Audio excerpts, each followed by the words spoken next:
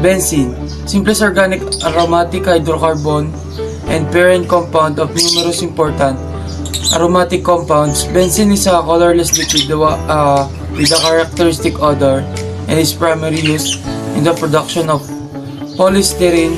It is highly toxic and a known carcinogen. Exposure to it causes leukemia. As a result, there are strict controls of benzene emissions. The word benzene derives from gum benzoin resin, an aromatic resin known to European pharmacists and performers since the 16th century as a product of Southeast Asia. An acidic material was derived from benzoin by sublimation and named flowers of benzoin or benzoic acid. The hydrocarbon derives from benzoic acid, thus acquired the name benzene, benzol or benzene. Michael Faraday first isolated and identified benzene in 1825 from the oily residue derived from the production of illuminating gas, giving it the name bicarbonate of hydrogen. In 1833, Ehard Mitchell Leach produced it by distilling benzoic acid and imine. He gave the compound the same benzene. In 1836, the French chemist Auguste Laurent named the substance phenol. This word has become the root of the English word phenol, which is hydroxylated benzene and phenyl, the radical form and abstraction of a hydrogen atom from benzene. In 1845, John Mansfield, working under August Wilhelm von Hofmann, isolated benzene from coal tar. 4 years later, Mansfield began the first industrial-scale production of benzene. Based on the coal tar method, gradually the sense developed among chemists that a number of substances were chemically related to benzene, comprising a diverse chemical family. In 1855, Hofmann used the word aromatic to designate this family relationship after a characteristic property of many of its members. In 1997, benzene was dedicated in the deep space. Discovery of benzene. Benzene was first discovered by the English scientist Michael Faraday in 1825 in illuminating gas. In 1834, German chemist Erhard Mitscherlich heated benzoic acid with lime and produced benzene.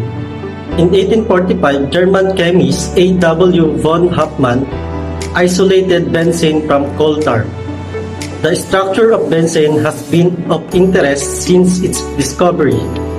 German chemist Joseph Loschmidt in 1861 and August Kekulé von Stradonitz in 1866 independently proposed a cyclic arrangement of 6 carbons with alternating single and double bonds.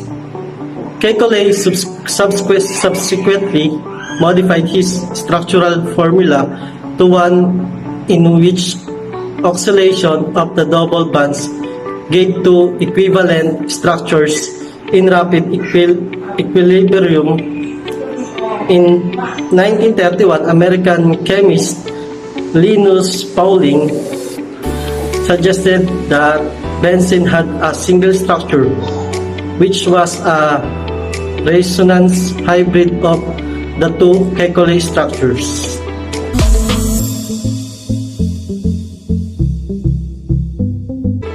Modern bonding models balance band and molecular orbital theories. explain the structure and stability of benzene.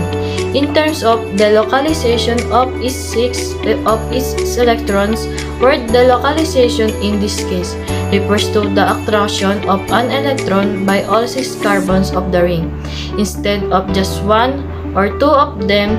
This localization causes the electrons to be more strongly held, making benzene more stable and less reactive than expected for an unsaturated hydrocarbon. As a result, the hydrogenation of benzene occurs somewhat more slowly than the hydrogenation of alkenes. Other organic compounds that contain carbon-carbon double bonds and benzene is much more difficult to oxidize than alkenes. Most of the reaction of benzene belong to a class called electrophilic aromatic substitution that leave the ring itself intact but replace one of the attack hydrogens. These reactions are versatile and widely used to prepare derivatives of benzene.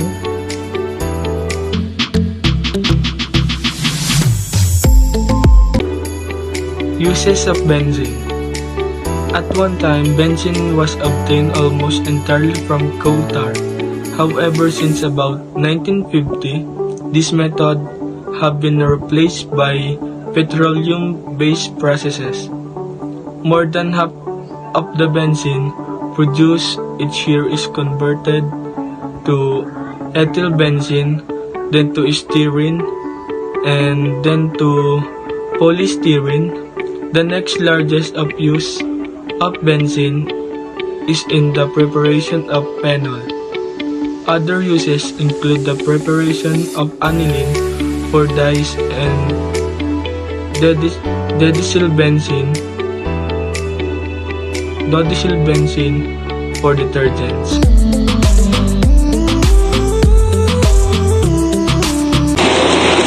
Most organic chemical compounds contain groups of 6 carbon atoms called benzene rings.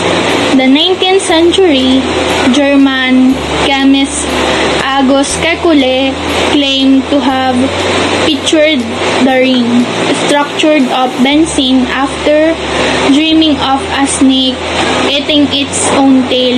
In Image and Reality, Alan Rock offers a definition account of Kekulé's life and significance of vacillation in the development of chemistry. The scientific understanding of benzene was of crucial importance. Isolated as a liquid from compressed coal gas by Michael Faraday in 1825, it was used to make the first synthetic dye, myvene, from aniline amnibenz in 1856. In 1865, Kekulé proposed that carbon atoms each able to form 4 bonds on one hydrogen. This concept, foreseen by himself, and a treasure trove, was rapidly accepted by organic chemists because it predicted the existence of many benzene that were quickly synthesized in the laboratory. The observation of simple ratios of elements in organic molecules then lead to the concept of atomicity in the 80s-50s, later renamed as valence hydrogen with a single bond to another. Elements is monovalent oxygen, with 2 is divalent nitrogen, with 3 is the trivalent, and carbon with 4 bonds is tetra Cleveland, the study of the spatial arrangement of atoms in molecules, or chemistry, was established in the 1880s by the Dutchman Jacobus van Hops, the first Nobel in the chemistry.